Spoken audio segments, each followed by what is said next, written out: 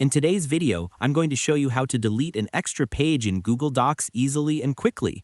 Whether you're cleaning up a school assignment, preparing a document for work, or you simply want your file to look neat and professional, this simple step-by-step guide will walk you through everything you need to know. First, open your Google Docs document where the extra page appears.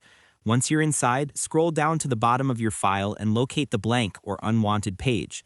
Sometimes this extra page is caused by a page break, extra spacing, or even hidden formatting, so make sure to follow along carefully so you don't miss any details. Next, click your cursor at the very beginning of the empty page.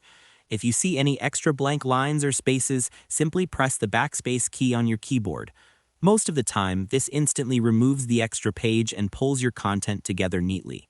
If that doesn't work, don't worry, there's another option you can try. To make the process smoother, here are a few quick tips. Check if a page break was added accidentally. Doing this beforehand can save you time and help prevent unnecessary issues.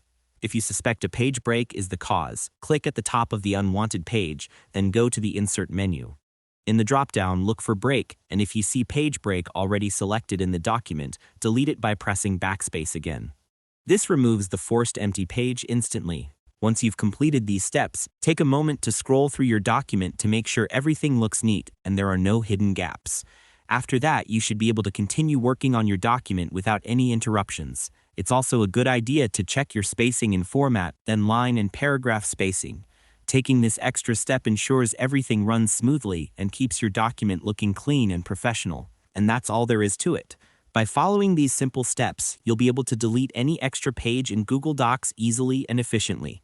Thanks for watching, and I hope you found this tutorial helpful.